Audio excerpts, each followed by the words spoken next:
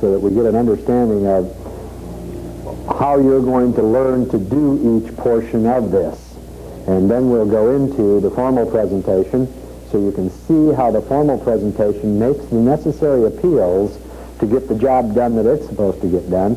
And once you understand the formal presentation, then you'll be able to get a good grasp on how the foundation actually lays the foundation for the formal presentation, the price presentation, and the close. So we're kind of going to work backwards with this thing. As you go through the formal presentation, what you'll find is it was designed particularly to appeal to customer buying motives. The customer buying motives that you see up here on the board are universal customer buying motives. These aren't things that we made up, or these aren't things that we came up with that we thought our product appealed to. I've sold a number of different products in my career. This is one of the very few products that I find appeals to each and every one of the buying motives. Now, when you're in talking to a prospective customer, these are the things that are going to cause either disturbance or desire. He's either going to desire to have this very strongly, or he's going to be disturbed that he doesn't have it. Now, let me just give you a quick synopsis and have you get some idea how our product appeals in different areas. For instance, the number one buying motive is desire for gain. How do you think our product might appeal to the prospect's desire for gain? Anybody? Gain in productivity. Gain in productivity, okay? He might actually gain, and of course productivity is a very broad term, but it would say that I'm going to get something more if I have this product. I'm going to produce more, whatever that happens to be. How could we break productivity down? What are the things that are a part of productivity? Would money be one of them? I can produce more income, produce more revenue. Money would certainly be an area where we might want to appeal to or disturb him. Appeal to his desire for gain or disturb him that he doesn't have this. What are the other things that he might gain? Time is equal to money. Time. Certainly time is money. We've heard that over and over and over again, that time is money, and that with a certain amount of time you can produce a certain amount of revenue. So we'd appeal to his money desires. Make more money, have more revenue, get a better bottom line in his company. All right?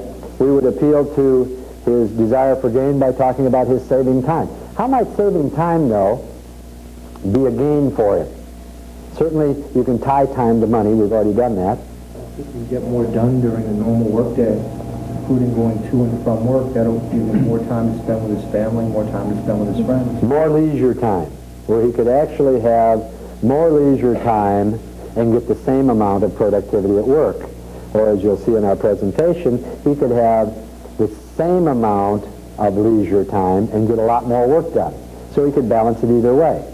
For instance, particularly if he's got offices that are the other side of California, as far away as Arizona, they're an hour away. They're an hour time difference, I should say. All right, that hour time difference means that if he gets in his car driving to work at 7 o'clock in the morning, it's 8 o'clock there. Works very well here for me in getting a hold of our Houston office on the way into work in the morning. I can call our Houston office because at 8 o'clock in the morning, it's 10 o'clock there. I already can find out what happened yesterday, all right, and I can get a portion of my work done before I get to the office. That can mean I either accomplish more during the day or I quit earlier. How else might we appeal to a desire for gain besides money and time and the different aspects of time? What are some of the other things that he might see as a gain?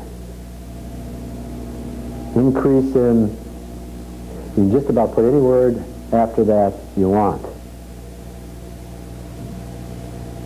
He's going to increase his peace of mind. Think about this for a minute. And there's a number of ways you can go with this particular buying motive. What would you think if I said to you that having a cellular phone in your car will make you live longer? It'll extend your life. It's kind of far-fetched, isn't it? You notice a lot of grinning. What came to mind when I said that? I was thinking you must be stretching some point. Okay. That's, I think, probably what the prospective customer, but you know what? It gets him to think. Did anybody think of how it might lengthen your life? How? Safety-wise? How would you be more safe? 911 because it's access to it. Yeah, if you got in trouble, you got in a bad accident, you were injured badly on the freeway, visualize this for a second. This is called storytelling when you get into the selling posture. You're driving down the Newport Freeway, or pick any freeway in any city that you happen to be living in. All right? Up ahead, you see some taillights go on, and you see a big cloud of dust. I've had this happen to me. It didn't go as far as I'm going to go with this one, but that's why I can visualize that. All right? All of a sudden, cars are going every which way. All right?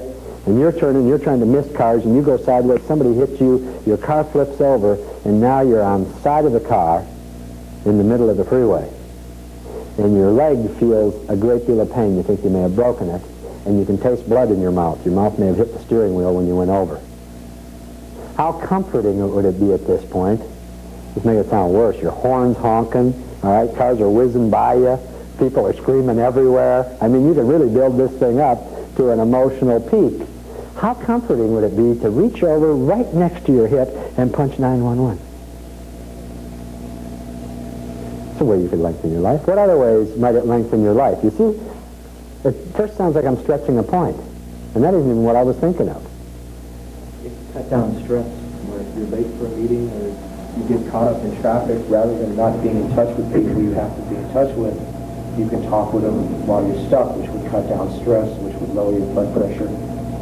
You're absolutely right, and you're taking this into the steps you need to take it into to show either a disturbance, which is what we're trying to do with the presentation, or a desire. I'm trying to create a desire, or I'm trying to disturb you about something you don't have. Either one will work out just fine for me. I think almost everybody would agree with you about the medical studies that have been made that says stress causes physical problems. And, you know, you can almost list them. Causes high blood pressure, something you mentioned. We know when we're under stress, our blood pressure goes up. That's a medical fact. It causes cholesterol to build up in the arteries. It's a medical fact. They know that there's something to do with stress that causes the cholesterol to come out of suspension and build up on your arteries. Causes hardening of the arteries. All right? Certainly causes stomach ulcers. Causes all kinds of mental disorders. Now, once we've got agreement to that, I want you to visualize the last time you left the office, you had a meeting with someone. I don't know who that meeting might be with, but I want you to visualize it. You're traveling down the freeway, you left plenty of time, you left extra 10 minutes, and all of a sudden the freeway comes to a dead stop. And here you sit. And you think, well, I allowed an extra 10 minutes, but do you know how fast 10 minutes goes on a freeway that's almost dead stop? Now you're beginning to think, should I pull off the freeway and try to get to surface streets? And you remember the last time you did that, you looked over and the freeway was moving, so maybe it's going to break just up ahead. I'll ride it out through the next exit. Another 10 minutes goes by, and you're late. Now there's stress. You see all the people changing lanes, and you see people honking horns at each other. All right? Stress. As a matter of fact, there was an article in one of the Orange County papers a couple of months. They called it a stress attack. Happens to people all the time on the freeway. They have stress attacks. It causes a lot of things that are really distasteful in your lifestyle, probably. You get angry. All right? You kind of get owly. You know, the next guy you talk to, and you see people giving obscene gestures and everything else on the freeway. If you've got a mobile phone in your car, you reach over, you pick up the phone, you dial the number, push the send button, and say, hi, I'm out here on the freeway, and I'll be darned if there's something wrong up here. It's down to a stop, so I'm going to be a little bit late. All right, now you can either reschedule if it's a big problem, or the people waiting at the other end feel that you've been courteous enough to call, and they're kind of relaxed. You see, you just took the stress out of their life, too. Because if you're not there, they're going, I wonder where he is, I wonder where he is. Now they know you're not going to be there for another 10, 20 minutes. All right? You don't have to pull off, you don't have to find a phone booth. There's all kinds of ways we can appeal to the desire for gain. Now you go down to the next step, and the next buying motive is fear of loss. Now, what might a customer lose if he didn't have this in his car? He could lose some of his prospective customers or his customers. He could lose an order. He could lose his job. That's right. His productivity could be low enough that he's unable to meet his quotas. He could lose his job. See, you can take this to the extreme, too. Now, let me tell you something about this one. All right? And this is why it kind of hinders us sometimes when we get into a closing situation in objection handling. This is 5 times stronger than desire for gain. Fear of loss is much, much greater. And yet we very rarely appeal to fear of loss. Doesn't make a lot of sense, does it? You have a greater fear of losing your job than you do a desire to be more productive. Otherwise, people would never lose their jobs. They would just continue to be more productive. All right? You have a greater fear of dying than you do entering into a health program to become more healthy. You know, desire for gain, fear of loss. Fear of loss in all instances is greater. Many large companies use fear of loss in their advertising campaigns. The tire companies. Do you know how often you see a tire company commercial, Goodyear, Goodrich, any of them, they have babies in them, don't they? Remember the latest series? They have babies crawling around in the tires? All right? If you don't buy these good tires, you must hate your children. All right? They appeal to the fear of loss.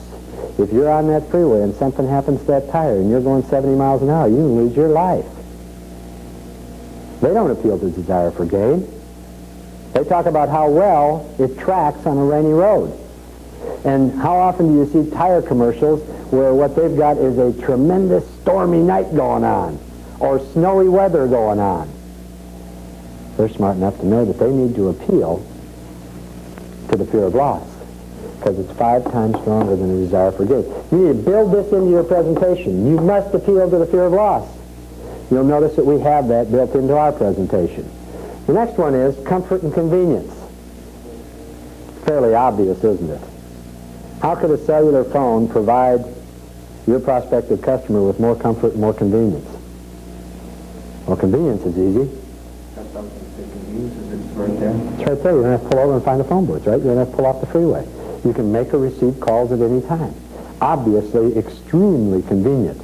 Much more convenient. I'll give you an example. When I left here, right before we had our lunch break, I went back to the office. I wanted to see our statistics from yesterday. All right? I didn't have time because a number of people wanted to talk to me, and all the way out into the parking lot I had people talking to me, but I had 2 messages. One I wanted to return right now. I wouldn't have got that done if I didn't have a phone in my car. But it's about 10 minutes to drive over here, so I made a phone call. Completed, got back on that one, trash that message, it's done. I've got that handled. I don't have to worry about that all afternoon today when I should be talking about selling. It takes the worry off of your mind also. How about comfort? I got a good story for you. Right after I came to work for Cellular Communications Corporation, I had a phone put in my car, and I had a brand new car. I went out to the parking lot late one night. It was about 8 o'clock. I'd worked late. I could lock the building up, but I couldn't get back into the building because I didn't know the code to take the alarm off of going off. So I get out to the car, turn the key, nothing happens. Absolutely dead. Nothing. The dome light's on. I turn the radio on to make sure I got electric, and only the dome light's on, but it doesn't take much to run the dome light. Radio works. The air conditioner, oh, I got power everywhere. Nothing. It's now beginning to drizzle. 8 o'clock at night, it's dark, and I know the closest phone, all right, except if I want to break back in the office, is about a half a mile away. That's going on the corner to Chicago Joe's. I didn't want to get out of the car and walk, and luckily for me, I had a phone in my car. I called information. I asked for the number of AAA. I called AAA. I told them what my problem was. They said, "Where are you?" I told them. They said they'd be right out. Now, the plot thickens. Had I gone down and called from the phone booth, I could have done the same thing. I'd have probably got wet. All right, I wouldn't have liked it much, but I'd have gone back to my car to wait for AAA. Of course, they ask you what your telephone number is. About 15 minutes later, my phone rang. I picked it up. "Hello? It's AAA. They can't find me." All right, they can't find the address that I'm at. So I said, where is he now? Well, she had him on a two-way radio. She was talking to him on the two-way, talking to me on the telephone. I said, tell him turn left, tell him do this, tell him do that. I said, I see his headlights now, tell him to keep coming straight forward. Had I not had a phone in my car, I'd have had to walk back down there and call him again. And hopefully he'd have showed up. Hours later, would have taken a lot of my time. As it was, I never got out of my car. He figured out right away what it was. It was a neutral safety switch had come loose. He reached underneath, plugged it back in, handed me the clipboard through the window. I signed the thing, off and going. The whole thing took about 20 minutes. Took him 15 to find me. Not a big deal. Comfort and convenience, that was pretty comfortable. Pretty convenient. It's a very, very comfortable way to be able to operate in mobile communications from your car. Security and protection. How might you feel more secure or protected if you had one of these in your car? That ties in with what you were saying. You never had to get out of your car. Correct. So there's some security and protection there. Let's think about serious stuff happening to us. Threat of life and limb. How might we be protected? The direct line of police, we get a hold of police right away. Might it do something to discourage people? Another story, a little lady come into our office about 13, 14 months ago, and she said, I want to have an antenna put on my car. So, well, that's fine. Are you going to get the phone somewhere else? No, I just want this. I just want this glass-mounted antenna on the back of the car. Well, why would you want that? Because I go into some bad areas in L.A., and they know what this is. They know what this squiggly, they know I've got communications in the car. They got a pretty good chance I got a telephone in there. They'll leave me alone. I feel much more secure if they think I've got communications in the car. Let me tell you another story. True story. It adds a lot of credibility to what she said. One of our sales reps was driving down the street one night and got into one of these where somebody thought they'd cut him off, or they thought he'd cut them off. And so, you know, they get into one of these yelling and shaking fists and, you know, the things that happen in automobiles again. He pulls up to a stoplight. All right, and he's just kind of sitting there not paying attention. All of a sudden, somebody opens his door, reaches in and starts to pound on him. I mean, pounded him. Gave him a black eye, cut his lip, bloody nose, the whole thing. Well, the light changes, all the horns start honking, so this guy goes back and gets in his car. And now our sales rep has to pull away from the light. He looks in the rearview mirror, this guy's right on his bumper, right behind him. See, now when he's bleeding, he doesn't know what to do, so he pulls over to the side, thinking the guy will go around it. The guy pulls right up behind him, jumps out of his car, and starts coming up there. Sales rep reaches down, grabs his phone like this, and dials 911. The guy comes up to the car. The second he sees that phone in his hand, he turns around and hightails it. There's even some humor in this. I guess there's some humor in everything. He gets a hold of the police. The guy gets in his car, and he starts to drive away. And he's you know, by this time he's about panicky, you know, because he's bleeding, and he doesn't know, you know, the guy's going to kill him. He says, I'm out here in my car, and he said, some guy has attacked me, and I need some help right now. And she said, where are you? And he gave her the address, all right, at the corner that he had just been at. And she said, where did he go? And he said, he's driving away. She said, did you get his license number? He said, just a second, I'll get it. He puts his car in gear and starts to follow the guy. She says, oh, are you calling from your car? My, it sounds so good. I said, lady, I'm not trying to sell a phone. Some guy's trying to kill me. All right. Make a long story short, they caught the guy. All right? And, of course, he got arrested. And there's more to the story that's interesting, but the fact of the matter is security and protection. There's two cases. One very vivid, where somebody protected themselves and had more security because they had in their car. You know, we talked about desire for gain here. We talked about an accident on the freeway, hadn't been able to call 911, security protection. I called one night. I was pulling on the freeway down here at MacArthur Boulevard. There was a VW bus. I don't know why they do this a lot, but the back end was on fire. It actually was just beginning to smoke. By the time I got around the corner, I called 911. There was fire coming out. And the guy was out in back of the thing trying to throw dirt up on it like this because he didn't have a fire extinguisher. Before I got to the next exit, which is Durfee, I heard sirens because I'd made that call to the fire department. Security and protection? Yeah, you betcha. Pride of ownership. Another obvious one. I'll tell you how we know that there's pride of ownership. In any market that you've been in, if you were in that market prior to turn on and realized that there's pre-selling that goes on in these markets. And what happens is you sell cellular phones to people and there's no system that it connects to yet. The system hasn't been turned on. And yet in San Francisco, we pre-sold up there for several months. It wasn't unusual to see somebody driving down the road like this, with their telephone up to their ear, and there's no service.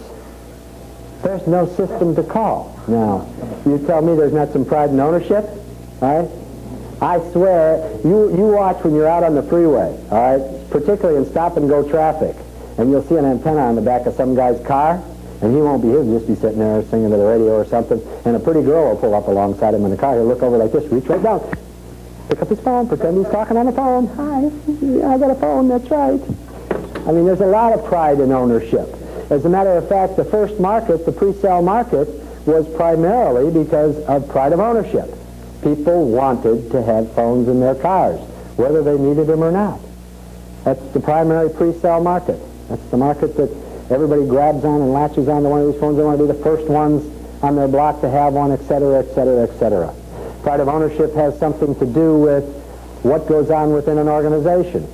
My son works for a company that makes these models, big and small models for like real estate developments and that kind of stuff, where they make all the little apartments and all that. And one day he came home and announced very proudly that the president of the company's got a phone in his car. And that's something that the employees are proud of. There's a lot of pride of ownership. Satisfaction of emotion. Kind of a tough one, isn't it? I want you to think of some of the products that you've sold in the past, and how many of those did they appeal to? Not very many. What's satisfaction of emotion? Satisfaction of emotion basically means love of others. You do things because of love of others, or like of others, or whatever of others, but you do things to satisfy emotion.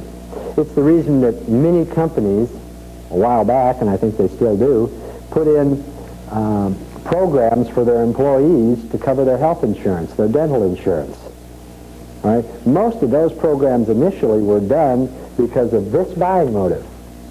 Satisfaction of emotion. I'd like to do something for these people. They've been loyal employees of the company. All right?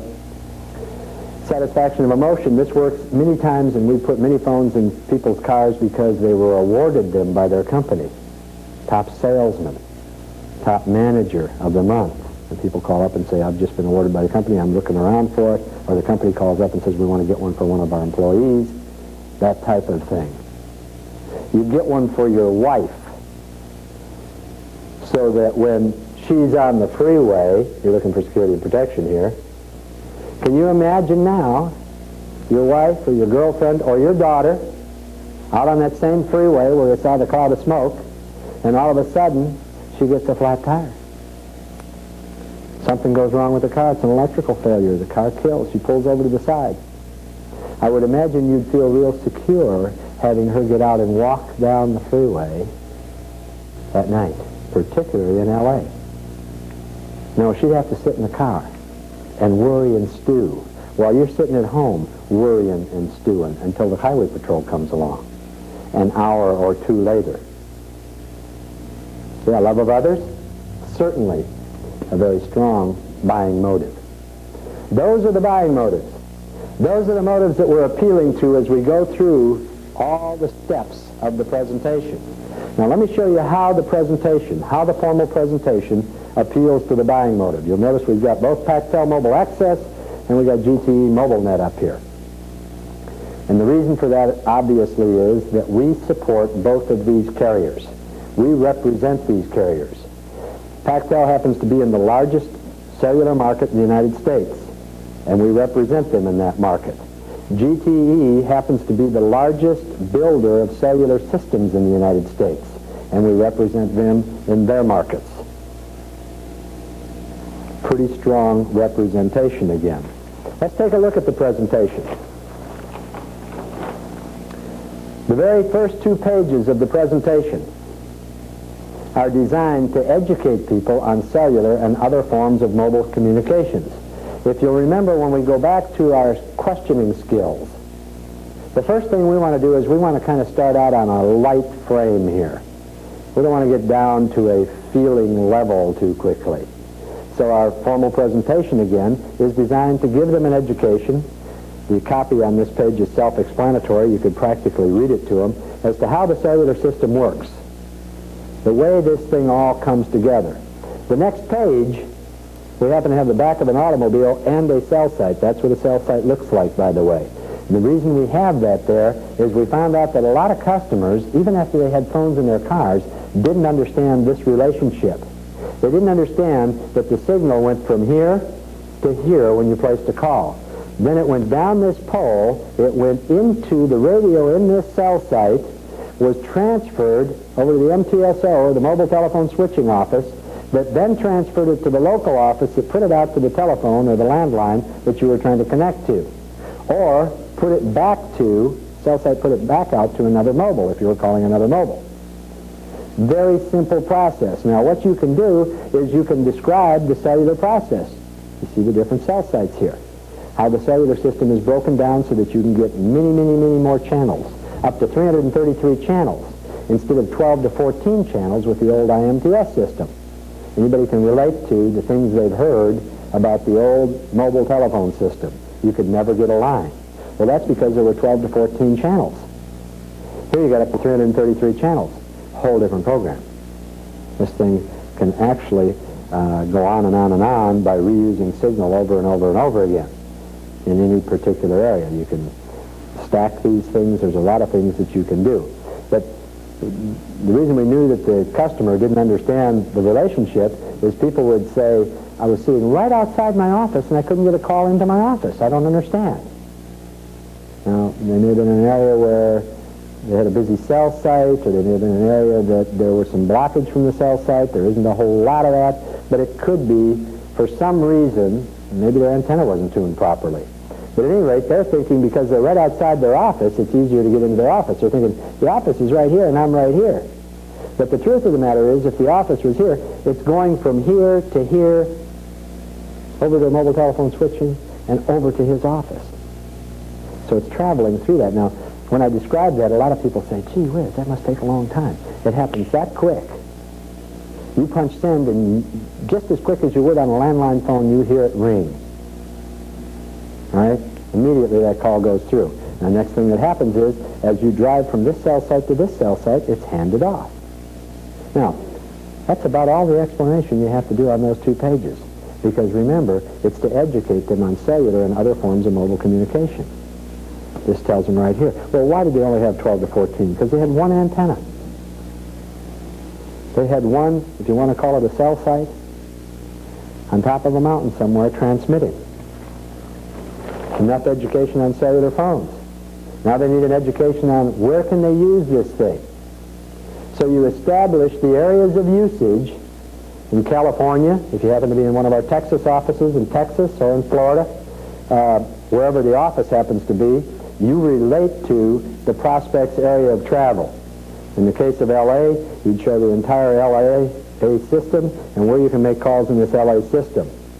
You would then take it a step further and say, here's where you can go in Sacramento, here's where you can go in San Francisco, here's where you can go in San Diego, and I believe Las Vegas is even up now. I think that's been updated since this map. Bakersfield, Fresno, obviously, are areas where we're going to have expanded coverage. As you can see how close this comes to tying all these things together at some point in time. Will not be long until that's all tied together. Same thing is true in Texas. Houston and Austin come closer and closer together. They're going to put the cell sites down in the Galveston area. So we've got Houston and Galveston all tied together. As everything moves closer together. The arteries between the major cities.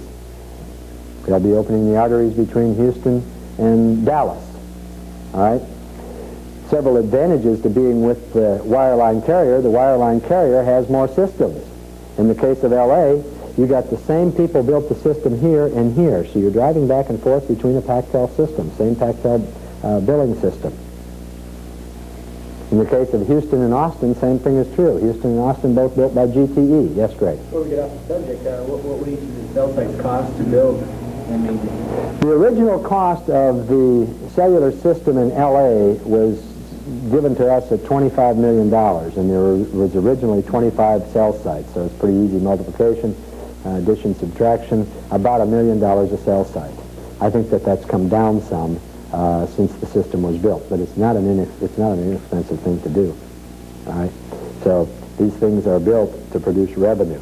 This also shows the San Diego map right here. We've just opened an office up here in Carlsbad, so our customers are going to be able to have Orange County, Carlsbad, San Diego. We'll have complete service all the way up and down the coast. The next 2 pages of the presentation book are to establish that cellular is not a local phenomenon, but part of a worldwide communications revolution. Now you can cover all the cities in your region of the country where the phone can be used. You may find this guy travels to Phoenix frequently. You know, I drive to Phoenix every couple of months, and I spend a couple of weeks over there. Okay? You point out to him the Phoenix system, where the Phoenix system is. We've highlighted the areas in California where it can be used. Why would you want to talk about the worldwide status of current cellular systems? Why do you suppose that page is even in there? The fact that the rest of the world is coming along. Certainly endorses that the rest of the world, it endorses also that this isn't something that is kind of a fad or a fluke. This is something that the entire world is investing in. As a matter of fact, it gives some credibility to the direction that someday all communications may be cellular. Someday they may quit wanting to maintain, the highest expense in running a telephone company is cable repair. Stringing, laying cable, and repairing those cables. No cables here. You're selling air. There's a couple of other interesting points here. You'll notice that the Nordic countries, at the time this was printed, had the largest cellular company in the largest cellular subscriber list in the world. The United States was second. We have since passed them. It just so happens that one of the products we sell, our portable product, our Mobira, is made in the Scandinavian countries. It's the largest selling product over there, which means it has a lot of history behind it, which means it's been field tested. Most of the mobile phones that are in the marketplace today are relatively new, with the exception of the Motorola handheld. They're relatively new. They haven't had that much market exposure. Without market exposure, you don't have as reliable a product typically. So, the reason for that is because I've lived there for several years in Norway and Sweden both, and a lot of people I knew that were in business had mobile phones. And you talked about cable systems being the most expensive. Well, you try to run a cable over 3,000 feet of jagged rock that went 2,000 miles up the coast, and that's why they... Our ground was frozen most of the year. And they adopted that. And that's one of the reasons that the Scandinavian countries have gone to. All of the developing third world countries, we think, will go this direction. It's less expensive. Just like our product here, the cellular call box. It's a lot less expensive to put these by the side of the road because you don't have to run electricity and you don't have to run cabling. So you don't have to do any telephone cabling, you don't have to run any electricity. It makes it much, much easier. It's kind of interesting to note here as you go down through Australia, all right, started up in 1981. Canada, 1985. There's some Japan, 1979. Jordan, 1984. Mexico City, 1981. Saudi Arabia, Singapore, Spain, Tunisia, United Kingdom. Here's some of the planned cellular systems that are in the works now. Belgium, China, Germany, France, Iceland, Kuwait, Luxembourg, Netherlands, Taiwan. Adds a lot of credibility to what we're selling as part of a worldwide communications revolution. One of the premises that many of our sales representatives use is you're going to have a phone in your car someday. Between now and the time you discontinue operating a business or being in business, you'll have a phone in your car someday. Everybody in this room will have a phone in their car someday. Someday between now and the time they die, you know why? At some point the manufacturers are going to start putting them in. It's going to be like air conditioning. All right, it's going to be an option that will be on a lot of the cars that are already there. like stereos, radios, heaters. There was a time they didn't put heaters in cars. Someday you're going to own one. Think of that logically. Put that one in your pipe and smoke it. If you're going to own one someday, that means you're going to pay for one sometime in your life, right? Why not get the maximum use out of it and start using it today? Why wait 3 years and then put one in? You're just going to be behind. You're going to be behind the rest of the world. You're going to be behind the rest of the United States. You're going to own one someday. Why not do it now? Give me a good reason why you shouldn't do it now if you believe you're going to do it someday. Most people believe that they're going to do this someday. The next 2 pages. Now we're getting into real benefit selling. Establish cellular as a time-saving business tool. Same time equals more productivity. We talked about that in the desire for gain. Less time, same productivity. Any number of ways you can use this to appeal to the buying motive, desire for gain. You need to start thinking in terms of how you might use it. Let me read you the copy and then show you some storytelling down here. To improve management productivity, 89% of the reason people put phones in automobiles is to increase productivity. Surveys of the 5-year Chicago test program showed availability is the #1 priority for mobile phone buyers, with office contact and arranging meetings also ranging very high. They put it in to be available. All right? Being available improves management productivity. Think about this. When you're away from the office, and here's a question you can ask. All right? When you're away from the office for an hour or 2, or a half a day, and you come back, how many calls do you normally have waiting for you? How many messages do you usually have? Most people in business will say 2 or 3, 4 or 5. I know I get 4 an hour. On the average, I get 4 calls an hour. Most people in business got a pretty good idea. So if I'm gone for an hour, and I get my average 4 calls, when I come back, I could spend the next hour after I get back completing those 4 calls. Well, let's assume they each took 10 minutes, 40 minutes. Let's assume they each took 5 minutes, 20 minutes. It's hard to make a real productive phone call from your office in less than 5 minutes. But I'll tell you what, you can make a real productive phone call from your car in a couple of minutes. People move quicker when they know you're in your car phone. But here's the way you do it. Before you head back to your office, you call and get your messages. On the way back to your office, you call all those people. You walk in the door, you're relieved of all of that. You can now do the work that you set out to do when you headed back to the office. You don't have to be making those phone calls. Just about everybody has waited for a phone call. I gotta go, I gotta be somewhere, but I'm waiting for this call to come in. You don't have to wait if you have a phone in your car. You tell your receptionist, I'm on my mobile. And away you go. She can now either call you if you want her to screen the calls and say, Mr. Thompson, so-and-so called, he's at this number. Or she can give him the number to call. In many systems, she could have it call forwarded. Just forwards the call to you when he calls in. Contact people, we already talked about this, on the way into work and on the way home at night. I have many a night pulled into my driveway completing my last call of the day. Salespeople, dynamite. They can be talking to one customer while they're on the way to sell another one. This next page shows that you forfeit the equivalent of 31 working days merely by commuting to and from the office if you live in a major city. Turn traffic jams into opportunities. Down here it shows 1 extra month for a cellular owner. Adds a full month of productivity to your year. Now what have we just done? What we've just done is added credibility to what we told him here, right? When we went through the foundation, you remember the questioning process? What was the questioning? What was the first question I asked? What kind of car do you have? What kind of car you drive? Yeah. When he answered that, what did I say? You asked him how he liked it, then you asked him how many miles he How had. many miles do you have on it? I think I asked maybe second, how do you, those can be in any order. How long have you had it? 3 questions, I got them boiled in oil, don't I? But what I've done is I've just, you know, the best way to learn anything, and educators will tell us this, any of you have been teaching school or school teachers? I sometimes get school teachers in my class. Spaced repetition. That's what you're doing. It's called spaced repetition. You told him here, you're reaffirming it here. You're showing it to him here. You're showing him the visual.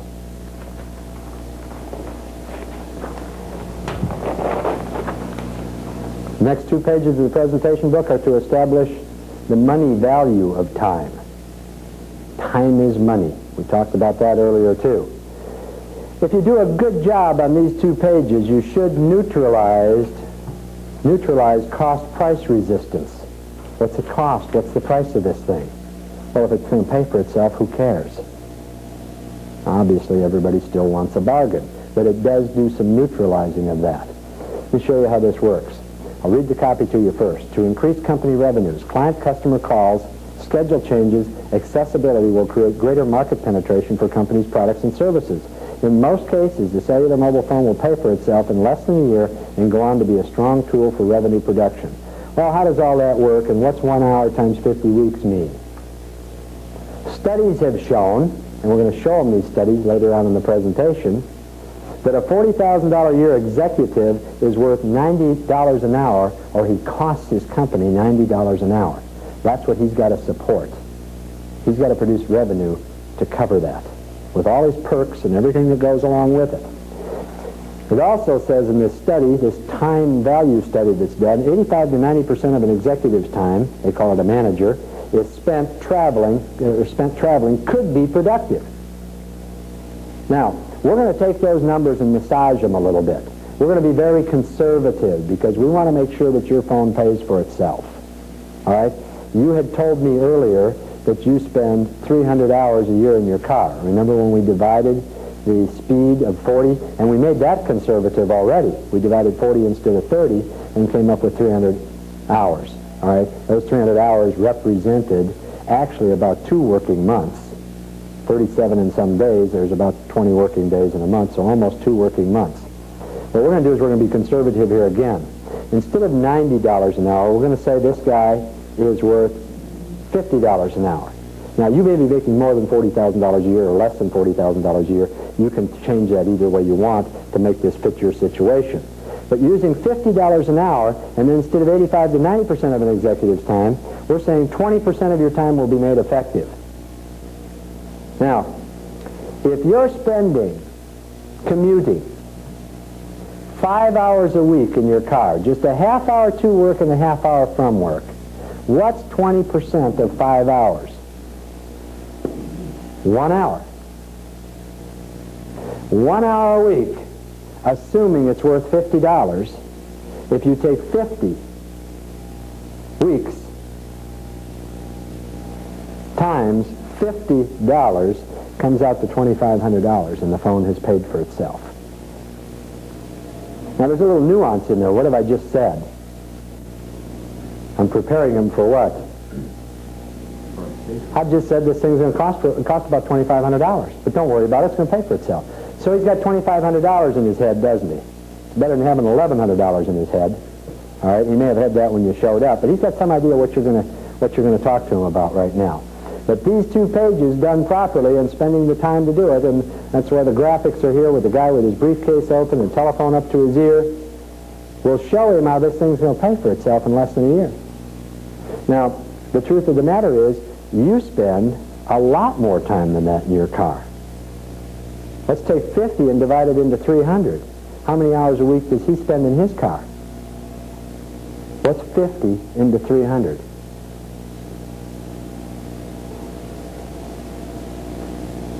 What's 6 times 50? 300. You spend an extra hour in your car.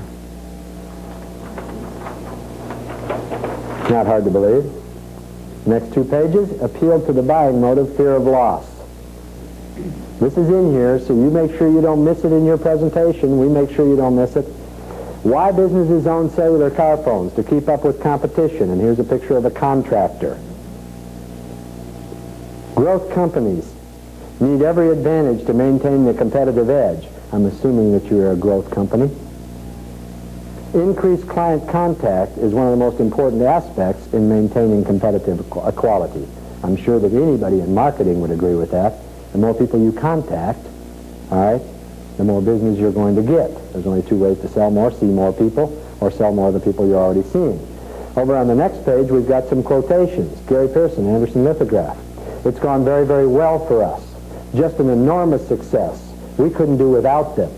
You know, the truth of the matter is, once you've got a cellular phone in your car, you'll never be without one again? Again, in the Chicago test study, they showed that the majority, way in the majority, 85–90% of the people would never be without a phone again. I bought my phone in April before service even went up, and I haven't been sorry a day since. I'll put it simply this way. If you're my competitor and you don't have one of these phones, you're not going to be my competitor very long. He feels that he is getting lots of business because he has this phone, and he's getting it away from his competitors. Ron Yeri, Yeri Printing. Mr. Yeri also felt that when two salesmen go after the same account, one has a cellular phone and the other doesn't, there's no way the other guy is going to be able to compete. Not in a service business like this. Mr. Yeri also told us that his telephone bill runs $900 a month in his car.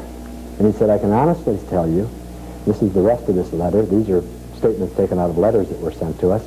He said, I can also tell you, honestly, that my phone pays for itself the first day of every month. He said, I've tripled my customer base. I couldn't get my customer base any bigger. It was as large as I could get it. I couldn't handle anymore because I spent a lot of time on the road. And in the printing business, you'll do that. From an Orange County attorney who said he's had his phone since day one. I found the most compelling aspect of having a cellular phone is the way my clients relate to it. They feel that I'm always there for them. It has made a definite difference in my referral business. Arthur Schick, president of Schick Moving and Storage. They're the largest allied van mover in the Orange County area. Many local business people and movers across the U.S. have been asking about our mobile telephone system since we announced it some months ago. We used them in an advertisement. For those who have not asked and wonder, I must say it's been a big asset for us. At present, we have 4 electronic vans and 10 sales cars with units. Very important that if you're going to keep up with your competition, that you have mobile communications. The next 2 pages appeal to the pride of ownership buying motive. You notice the Learjet in the background. Guy making a telephone call from his car. The visualization, making a call from his car before he gets on there. To project an image, similar to office environment, furnishings, etc. Company vehicles and fringe benefits. Cellular mobile phones promote positive feelings and increased morale. Back to my son coming home and saying the boss has got a phone in his car. That's a big deal. Here are some of the companies that provide us this kind of image. This is just a partial list of some of our major accounts. Most of them you've heard of. Abco Financial, Bank of America, Blue Cross, Century 21, City of Costa Mesa, Colwell Banker, County of Orange, Ford Marketing Service, Pacific Bell, Rockwell International, Westinghouse, Shell Oil, San Francisco Medical Society. Next 2 pages appeal to the buying motives, security and protection, love of others, and fear of loss. These 2 pages can be dynamite if you get your act together and are prepared to tell some stories. Now, I've already told you the auto failure stories up here when we were appealing to the fear of loss. There's all kinds of stories that you can tell to get these people to visualize fear of loss. Woman walking on the freeway. Here's one kicking the tires. She's got the hood up and it's steaming. All right? This girl just calls from her car. She doesn't have to get out here and kick the tires. You notice she's not smiling. She is. All right? There's a lot to be told on these 2 pages. And you need to learn in professional selling that you take advantage of this. Now you can see how quickly this is going. This moves right along. The formal presentation is a build-up of what we've talked about before. Now we get involved in a lot of copy on the next 4 pages. And you're going to establish this thing as a productivity tool. And as I said to you earlier, you're going to add the credibility of Larry Baker. You need to establish Larry Baker's credentials. He's the guy that wrote this article. You'll notice some of the things that I referred to earlier, I am now repeating. I am now showing you evidence that what I said was true. He estimated that 85 to 90% of his travel time could be put to productive use in his car, on his car phone. This is a user that was surveyed in this study. This study was done by Larry Baker. He's the president of Time Management Center in St. Louis, Missouri. His firm conducts seminars to show organizations how they can increase productivity by applying time management techniques to daily problems. Time management's clients include Bell Laboratories, Monsanto, Ernst & Whitney, and General Motors Corporation. These people pay a lot of money to get the kind of information he put in here. He's also professor of management at the University of Missouri. All right? Here's some of the things he had to say. And on these pages, this is highlighted so you can pick them up. Any purchase that improves operations, sales, and service and ultimately profits is not a luxury, it's a necessity. Employees whose work days could be expanded by using commuting time to return calls might profitably use a cellular telephone. All right? If you read this whole thing, this is what your presentation is all about. Now, you're only going to highlight this. You're not going to bore people with it or spend a lot of time on it. I've had people, however, get interested enough to say, let me read that. All right? This is right out of the magazine, right out of Personal Communications magazine. Cellular telephone, a cost-effective time management tool. This was the second article in the series. The first one was a question. Is it a luxury or a necessity? The second one is it a cost-effective time management tool? Case studies prove that the car phone is a business necessity, not a luxury. All right? They talk here again about the cost of a phone. Cost of a phone hovering between $2,000 and $2,500. However, the cellular telephone, rather than being an expensive luxury, beyond the reach of most business users, is a necessity. Over here, there's a lot of other things. Cellular radio, rather than being an expensive luxury, again, may be one of the greatest bargains to come along in years. Over here, it says that most of a manager's time is spent communicating. 90% of a manager's time is spent communicating. Talks about how it's excellent for salespeople, how you can call across time zones. This whole thing adds credibility to what we've talked about over here when we laid this foundation. Back to establishing the money value of time again. What is your time worth? Earlier, when we talked about the $40,000 a year executive, it says right here, consider a person earning $40,000 a year annually and having a salary with a secretary with a $15,000 a year salary. 35% for benefits, etc., etc., etc. His cost is approximately $1.58 a minute. If you multiply that times an hour, you've got about $90.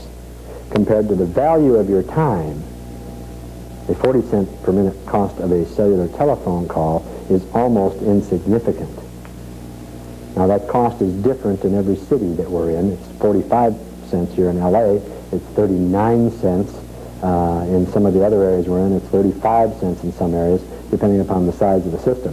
What this does is it shows him that there is a way that you can calculate this. And we could put all these numbers together if we wanted to, but this gives us a good, firm example of it.